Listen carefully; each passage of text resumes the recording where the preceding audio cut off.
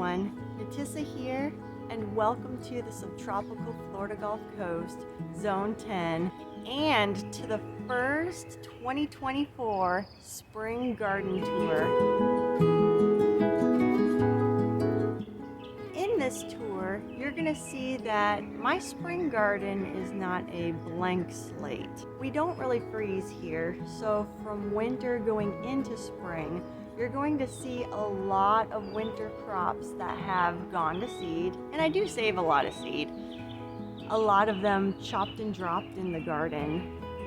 There's also still a few things that we are eating from.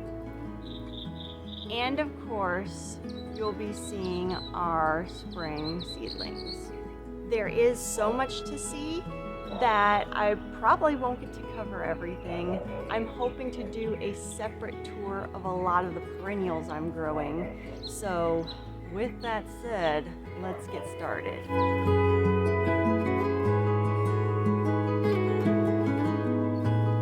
And we are at our classic wooden garden bed. Again, you can see collards are still there. Kohlrabi I'll be harvesting very soon. But I did plug in, it might be hard to tell, some lemon basils all up the front, along with a nice little vinca plant. Oh, it's gonna look so nice on the corner right there. But yeah, a lot of that crossover I was talking about.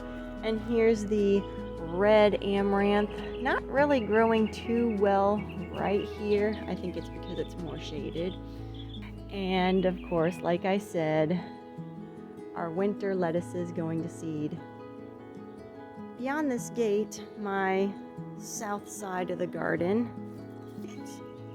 I've never really showed this side before because in the fall and winter time, the sun is shading out everything. Last year, I did a trellis of Thai soldier beans, and it worked so wonderfully here that this year I'm going to try Puerto Rican black beans. I'm so excited about these. I have 1, 2, and 3. And I'm expecting, based on other people I've seen grow it, that it is gonna fill this whole trellis, which will be nice. I'm also gonna try, while spinning it around, some Puerto Rican black beans along the other side of this trellis. Whoop. And I have another one on the other side, right back in there. I used to grow sunflowers back here and they used to get really tall and beautiful, and it must be the timing because they're not really doing too well right now, but still very beautiful. Ugh, gotta thin out that lemongrass. That's a task. All right, spinning you around.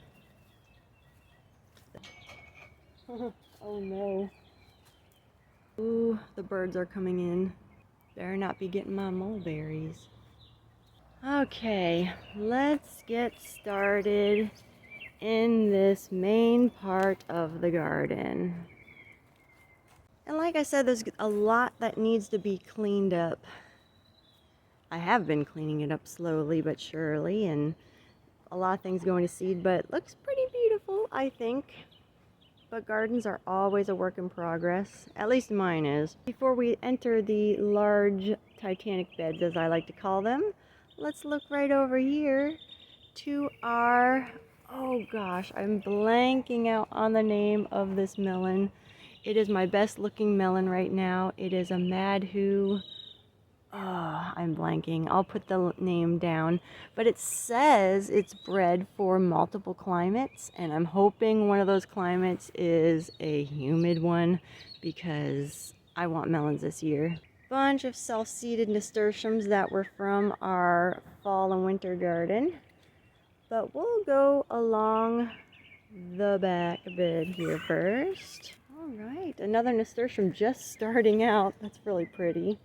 In this bed I do have some melons, but not looking good for my Edisto 47, which very disappointed of because I've read that this melon would be very good in hot, humid climates. But I don't think it's the humidity that's doing it. Pretty sure it's that thing right there. All these little green caterpillars. This is why I can't grow cucumbers. This happens all the time to them. I mean, it's just shredded. Just shredded. Absolutely horrible. Ugh. Even the new growth that I saw just the other day that gave me hope is just loaded with caterpillars. And I know I can spray that particular BT spray that's supposed to help with just targeting caterpillars. I know this, but I don't know. I just get annoyed spraying things. I guess I feel a little intimidated by it as well. But my goodness, ugh. Might not be a melon year. I'm still gonna plant some melons maybe later today, even though I feel like it's rather later because we are in April, at least for me here in Florida, because I wanted everything established. But, you know, I'm not gonna get anything from this. I mean, most likely. Although there is continuous new growth, so who knows? I had another D Stove 47 growing here. Completely the same thing with the other one. And it did have new growth, but it looks like it's getting attacked once again. So I'll leave it in hopes that it'll come back, because that does happen. Speaking of coming back, in the front of this bed, Jimmy Nardello peppers. A lot of my peppers got, I don't know what it is, and I've looked it up, but it's one of those things that tells you so many different things. But anyways, I had to cut the tops off and just hope that it would come back, and my goodness, it is coming back pretty good. So again, you know, you just never know in the garden. Something can look so, I wish you could have seen it. I think I do have a picture somewhere, but it's hard to fully tell. But man, it looked very not good for the peppers. But this is the story of my spring season with peppers. They got something, they looked horrible, cut the tops off, and now a lot of them are coming back when I thought, oh, I wasn't sure, but very hopeful. I'm going to not go through this area here full of flowers. I'm going to just swing you around here. Just looking at the spring seedlings. A beak pepper struggled really hard, but it looks like it's doing a lot better than before, so that's hopeful. Ground cherries here, not doing so well in this bed. This one you probably can barely see against everything, but yeah, not looking too well. I do have some in pots. I'll turn you around. It is looking better than the ones over there, but we did have a couple of fruit. They weren't too bad. They're all up on top. Keep checking the bottoms for, oh! And what do you know? Open that up. And there's your ground cherry. Normally I don't try things on camera like this, but I am going to try it because I've mentioned in the past that to me, ground cherries can taste like fruity dog food, so just for fun. A little more fruity and less dog food. That's good. So we are getting something. I'm trying to keep realistic expectations that there are some crops in the garden that are just there just to enjoy. And that's one of them. Back to this bed. I have this wonderful, wonderful Lagos spinach. The one in this bed though, that's why I always say plant everywhere. Because I have this growing in the front yard that you might see in the perennial tour that is looking wonderful. We harvested so much of these leaves that you cook. We just had a bunch of them last night and it was so wonderful and so beautiful. So yeah, definitely plant everywhere because the front yard ones definitely look a lot better than that. And down this way, speaking of peppers again, I'm going to spin you around here to look at these. First of all, these bees. Oh, we're going to see these flowers, these spiderworts. Oh, they come up every spring and fall. So beautiful. But I have these peppers, see, looking horrible. It's hard to tell. Tips, it's hard to really zoom in, but the new growth that comes in looks kind of brown and deformed leaves. I don't think it's an herbicide issue or anything because, you know, they do start out very well. And then, and it doesn't happen to all of them, but it can happen to a lot of them. It happened this year where it just looked very bad and I had to cut off the tops. I might have to cut off the top of this one. But these are the Pippin's honey peppers. And this one's actually looking a lot better. Very good, very good. There's 4 planted here. So the 1, 2, 3, 4. So very, very hopeful. In fact, we might be getting a pepper. The flower came off, so that will be fun to see for next time. So now going to the middle Titanic bed, I have some of the white Gomphrena. I grew the red Gomphrena, except the white ones are looking more hardy and strong. It could be where I'm planting them, but that looks kind of cute. It has a nice pink stem as well, so very ornamental. Some Mizuna that has gone to seed that I thought I chopped and dropped, but I guess it came back from the stem. Yesterday I planted some more Jubilee watermelons because we are struggling with our watermelons. Yep, this was featured in our spring seedling tour. It was a Jubilee and it's just, I don't know if you can tell, the lighting's difficult on camera, but it's all just brown on the stem and the leaves getting, I guess, some sort of disease or something. And it's just kind of stalled out. It didn't, you know, just kind of quit growing. But again, new growth. So yeah, that is why I planted this yesterday. Very behind, but again, we'll see. More Gomphrena. And, whoop, and the sunflower. Oh, it was in its glory days not too long ago, and then we had some wind, and it's just naturally starting to do its thing. But, oh, so fun. My dog didn't get to it, so I'm just thrilled for that. These were the mammoth sunflowers. They didn't get as tall as our first sunflowers have in the past, but I tell you what, still enjoyable. Going down here, our loofah plant. I'm hoping it will climb this whole entire archway here and give us some loofahs. That's the hopes and dreams. But I need to help guide it up. It is clinging on to this purple bok choy that has gone to seed. And if you never knew, these are the seed pods of bok choy. It sends up yellow flowers and the bees pollinate them. They turn into what to me look like maybe little green beans. And you let them plump up, and then when it dries out, you get the seeds inside. So that is really cool. Oh, here's something to show with that. Here are some dried seed pods of who knows what it is. I chopped and dropped it, but there's the seeds. Yeah, there they are. See that? So that's where the seeds of, you know, like kale and collards and some of your brassicas like that, Mizunas, bok choy, that is where it comes from. These seed pods. Cool as that. Now I'm gonna have plants coming up everywhere. No complaints though. So coming from the Titanic bed area, you wouldn't believe me if I told you that there is another bed under here, taken over by the Everglades tomato.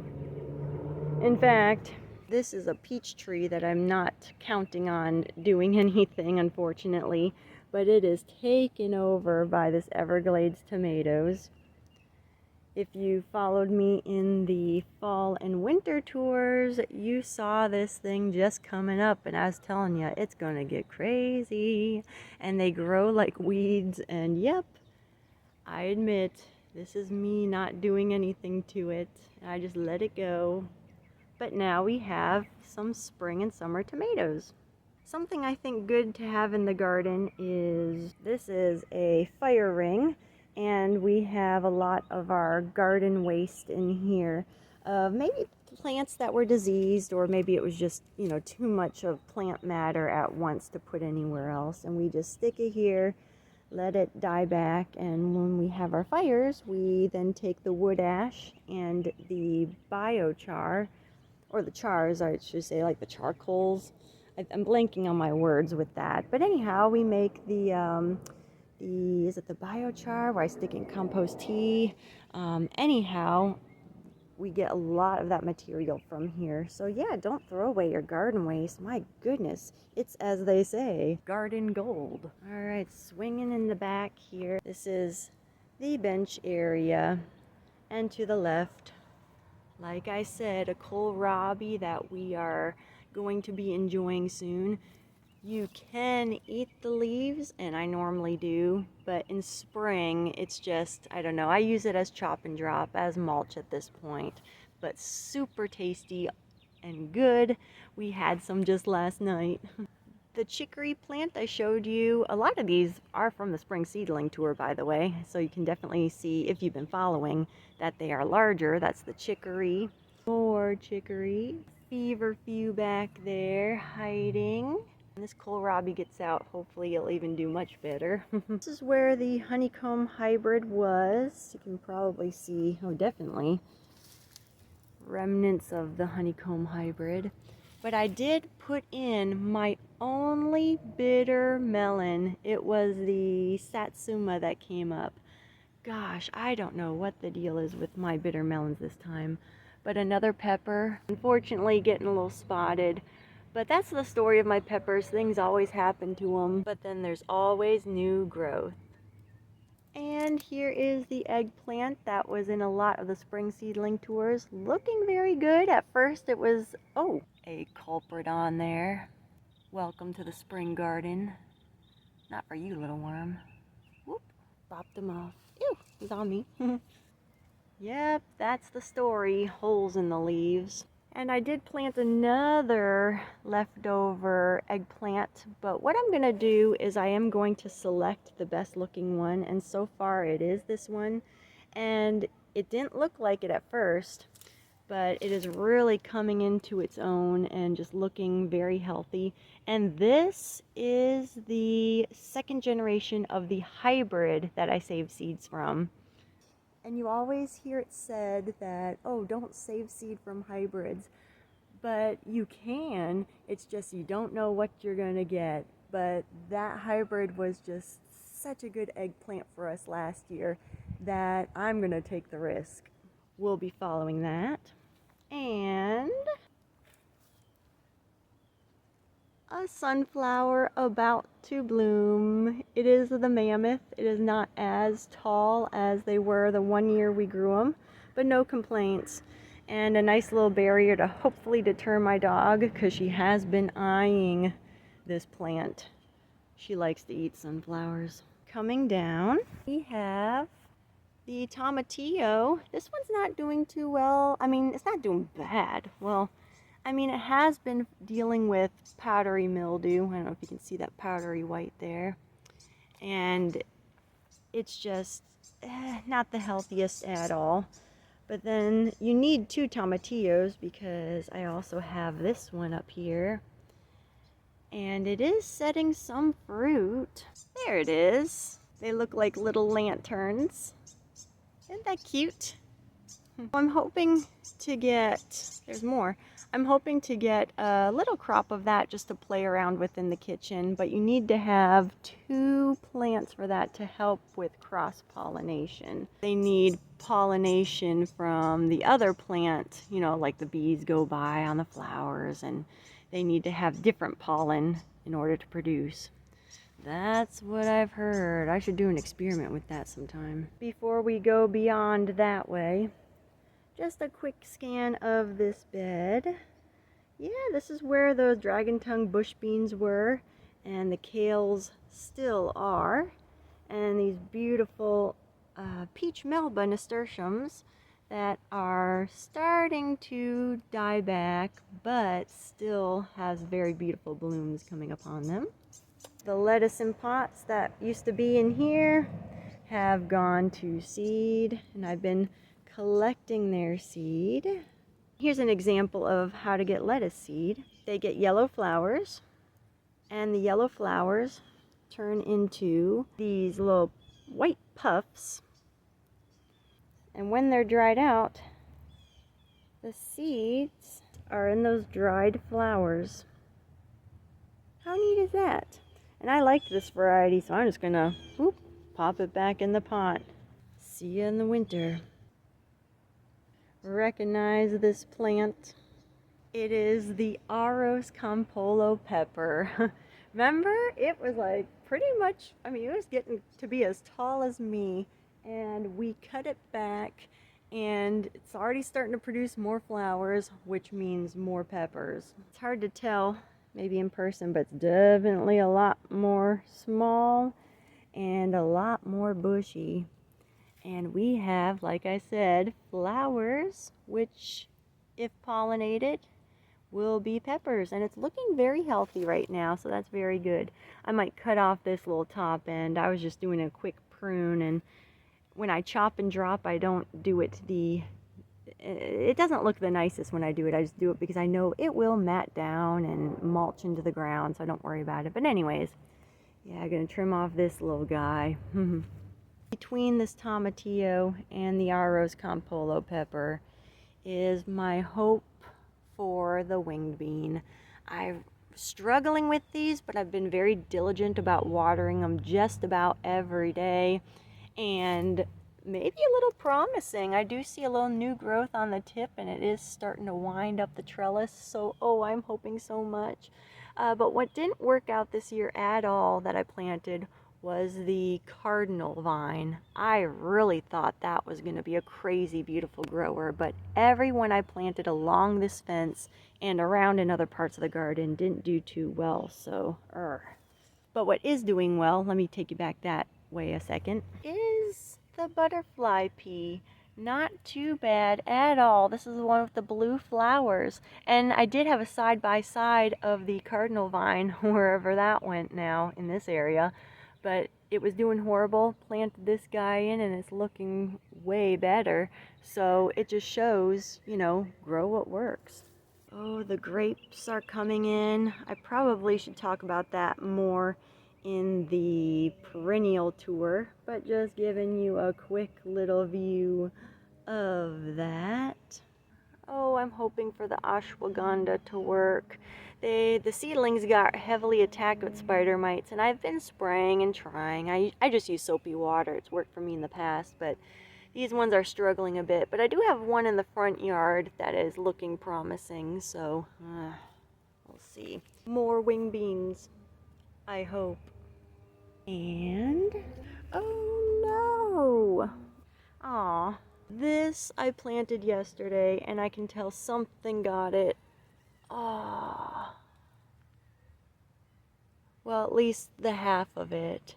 This eggplant was actually an eggplant that I was just not going to put out in the garden because I already had that one over there. I have a few more that I'm trying in other places. And so I clipped the plant out at the base, and I did that with a lot of seedlings that I just didn't have anything to do with. And just left the pots in my sunroom, didn't take care of them at all. They dried out. It was just, going to deal with it later. And then one day I saw that eggplant that I nipped at the base had new growth, and it was looking quite healthy. So I told myself, okay, we're just going to take care of it because it wants to grow, and we're going to put that out in the garden. So I put it out yesterday, and we'll follow it on the tours. I think this could be a very, a neat little garden story to follow. So we'll see. Yeah, I've seen, and you probably have too, things get nipped at the base, and then they come back and sometimes are your best producers. So that'll be fun to follow. Down from that eggplant. What is this crazy vine happening? It is the calabaza squash, looking really chewed up right now. Actually more chewed up than I saw the other day. So a little concerning, but I've seen this pumpkin really just kind of outproduce itself. So I'm really hoping, because I really want pumpkins. Before we get too far that way, let me turn you back to the cornerstone bed. More ground cherries in pots. And chamomile down in this one. I tried to take out the celery that was in here, but obviously, I mean, the root systems are really strong on celery. I didn't quite realize. And have some chamomile growing in here because I always struggle with chamomile. But this is looking more promising than ever in my experience, so I'm excited for that. In this container, the King of Bitters.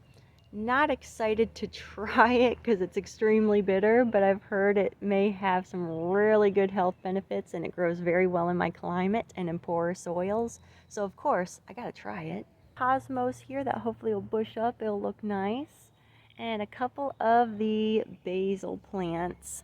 Looking a little better than before. I've been clipping off the tops and using them in our meals. And the new growth is it's just looking a lot better than before. And speaking of looking a lot better than before, my tag is missing because I think birds take some of my tags. I've seen it happen, so yeah, I think that's what's happening here. But there is the super hybrid watermelon plant of one of my single seed challenges.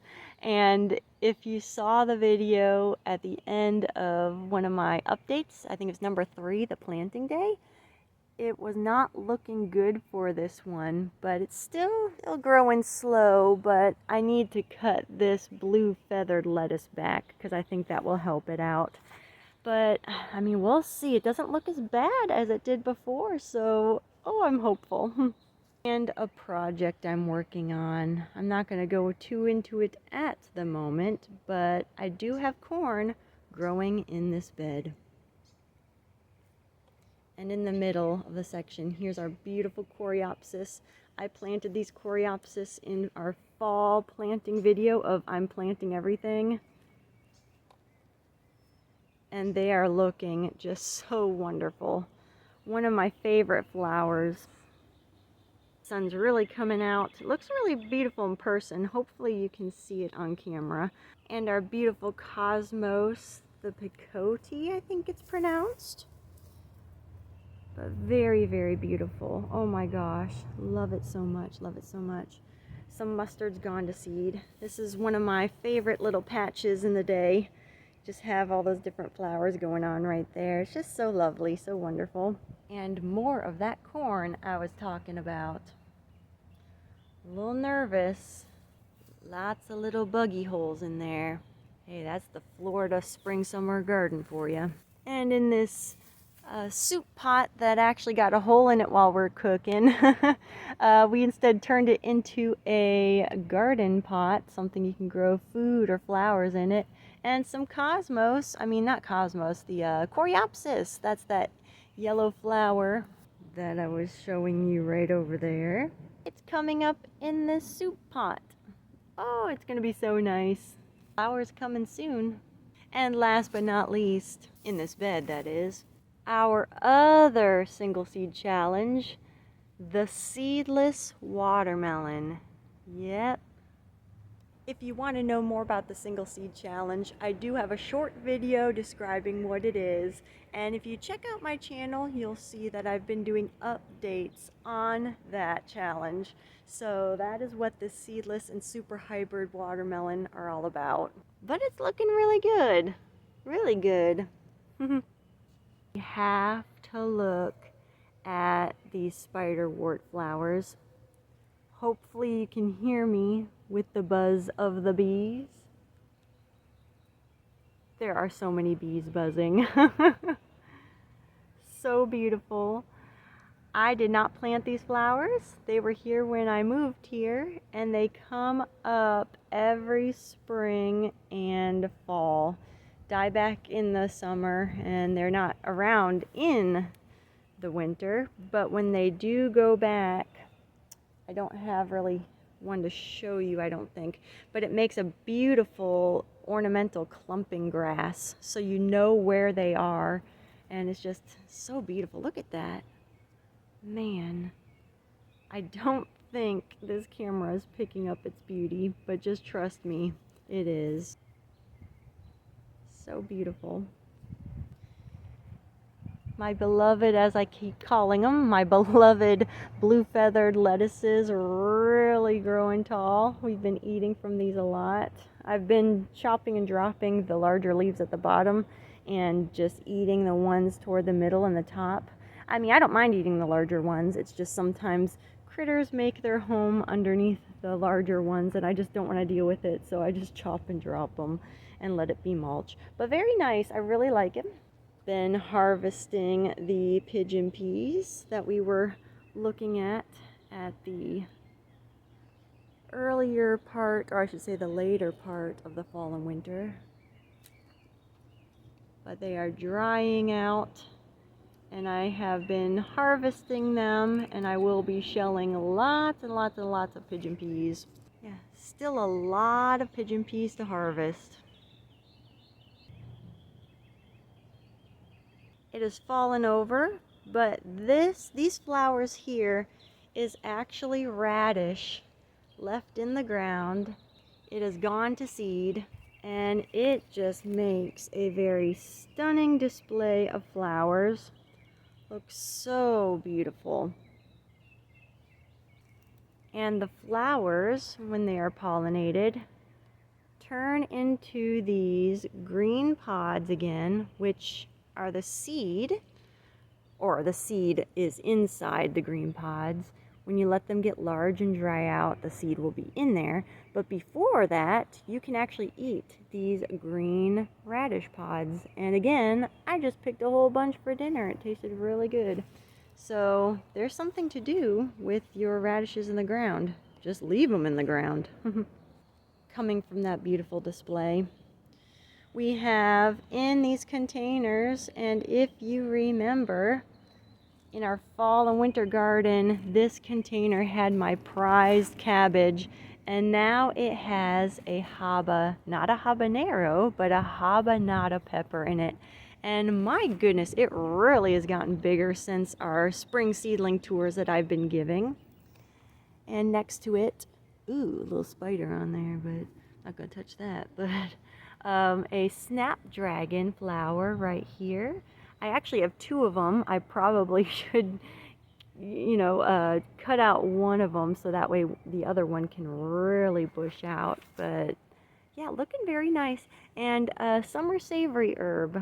I haven't tried it in my meals yet, but I'm just growing it and just seeing how it grows. Sometimes I do that with new plants. And moving over here, a shishito. And I also had another shishito here, which got nipped at by some critter. And this was actually my test plant because I was trying to make sure if the shishito seeds I had were actually shishito pepper seeds. But it might be hard to tell. A very little bit of new growth on this pepper stub. So how cool will that be to follow this and see if it becomes another robust pepper plant? It has happened in the past for me many times, so this is going to be neat to actually see happen. So we'll be following that. And of course, I had to do it in honor of my single seed challenge last year. A korbachi pepper. I had to put another korbachi pepper in a container in honor of that wonderful gardening moment in my gardening life. So they're looking really good. Lots of peppers on there right now, so I'm excited.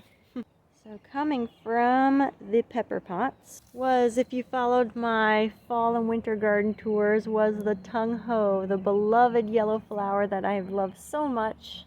And I am leaving them here because, I don't know if I want to show you. I've been leaving this here not only for the seed, which I already did collect some. This has been a place where a lot of the leaf-footed bugs have been hanging out. Oh, I'll show you. I see one. Oh, I see three. Oh, okay. Well, I'm not going to get too close in there. I'll try to point them out. Ooh, there's one. There's one. And there's one. Ugh. Yeah.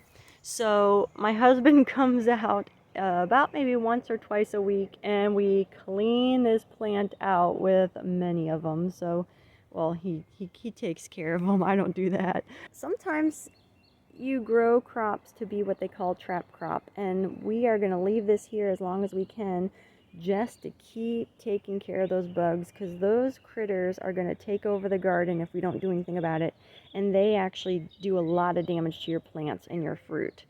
So yeah, the tung ho will be here for a while yet, but like I said, we are getting seed. This is a dried seed head. I'm going to crush it. And there's the tung ho seeds. And I'm going to throw it back in the bed. Maybe it'll come up next year. Oh, gotta show this. Oh, the jicama. I have 2 strong jicama plants in this container. One here that is struggling, but we'll see. But this is great. This is gonna be like what happened last year, and I have a video out. It's actually one of my first videos, a surprise jicama harvest.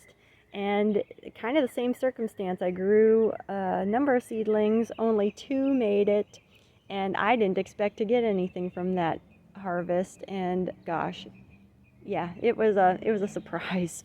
But yeah, there's the little seedling, so we'll see what happens here. Check out the horseshoe bed full of flowers.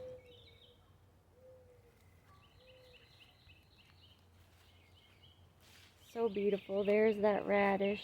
The sun's really coming up. Normally I do these earlier, these tours. The last of the honeycomb hybrids. Wonderful tomato. And oh, I can't forget to show the start of our Thai noodle beans. Our Thai soldier noodle beans. These are the best noodle beans we grow so far, with the most success. Even more on this side. Oh yes. And this is the start of the craziness. These stakes here will be covered with noodle beans in just a couple of months. Here's the cornerstone bed again. I'm going to take you along the back. Still trying to clean it up, but in the very back we have some more noodle beans happening here.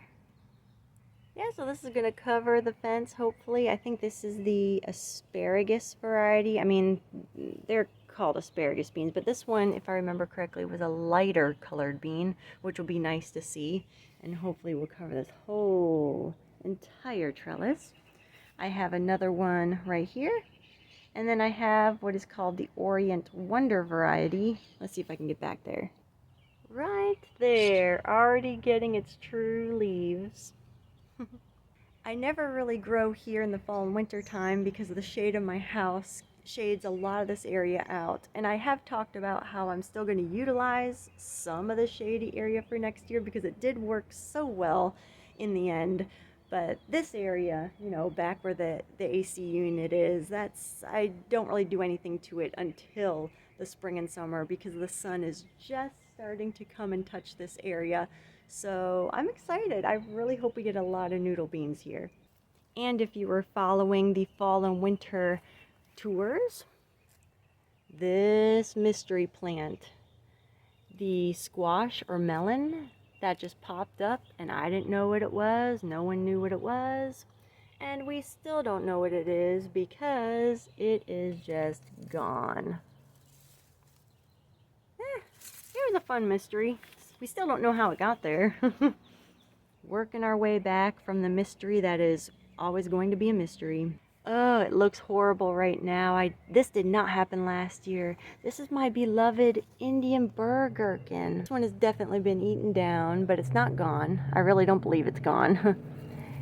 There's a lot of new growth. It's hard to get into this corner, but you can see a bit coming out here, and this is a crazy grower, so I don't feel too concerned. And even if something bad did happen to that one, we have this one all up in there. I mean, the tung ho is, oh, I don't want to move that because there's a spider web hooked to it, but there is a tung ho plant just sprawling. If you know what watermelon leaves look like, anything that looks like a watermelon leaf is the Indian burgherkin. My beloved cucumber relative of the only cucumbers that I can grow. But yeah, that one, this particular one in this area, let's see if I can get better. It's hard to get a really good shot, but anyhow, this particular Indian bird gherkin was the rebel seedling that came up in fall, and I did a short video on all my rebel seedlings that normally grow in the spring and summer but came up in fall, and it just sat in the ground and did nothing for a while. And now that the sun is peeking over here, this one has really exploded. This one's gonna take over this whole end. We're gonna see that happen together. And there's one more Indian bird gherkin growing up in this Cuban oregano. He's not looking too bad. I believe it's gonna cover this side as well. I just uncovered this little seedling from spring. It is a long purple eggplant. I stuck it in a pot this time. It was covered by all this broccoli and other crops that we're done with right now, and I just chopped and dropped it. Looks a little sloppy, but I do see the benefit of doing that because that provides mulch for this pot right here, and also it breaks down really quick to where the bugs that break it down, their bug poo, their frass, whatever the term is, castings I think is the term, that will help with feeding the soil, which will then help feed your plants. So I do believe this is going to look better over time. It was just buried under a bunch of plants for a very long time, but still looking good. And we got to talk about this space. And what a perfect place to end the tour, right here. We do have some of the purple basil that we had started in spring, looking very good. Already harvested a lot from it. But this plant right here is the pepper plant that was also in my Rebel Seedling short video. This came up in fall, and when fall starts here, it's still very hot. But there was a Egyptian spinach that was growing here and helping shade this self-seeded pepper plant. And all I would do was just make sure it was watered because it still was very hot.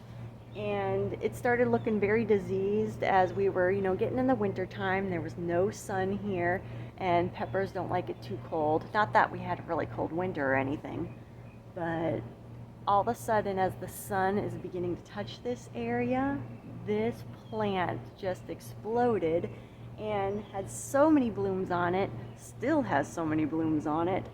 And the blooms have now turned to peppers. And I am so thrilled to say that this is a bird beak pepper. I thought for sure if any pepper were to self-seed, it was the Aros Campolio, Jimmy Nordello, or Corbaci pepper, because I had so many seeds of those that I didn't really put it out in the garden, but when I'd put my food in the compost pile, I rinse out my compost bucket and I just water the plants with it. So obviously a beak pepper seed got in here, and it is just loaded with little bird beak peppers. And what a testimony to this start of the spring. I admit it feels very overwhelming, and seeing a lot of dead things, a lot of not just the winter things going, but just mainly the spring seedlings that were starting out so strong and starting to struggle, and the pests are starting to come in. And this is the time of year I wonder to myself, why do I do this? But I do believe in growing your own food, and it is moments like this in the garden that really remind me that anything can happen. Don't give up, keep going. And even if there is a lot of failures or appear to be failures, there's a lot of successes too.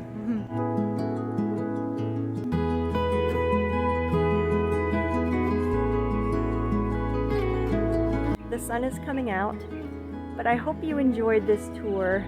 And despite, some of the messes that we're trying to get taken care of, and despite some of the problems we're already having at the start of spring, there's still a lot of good things happening. Thank you for watching, and I'll see you in the next one.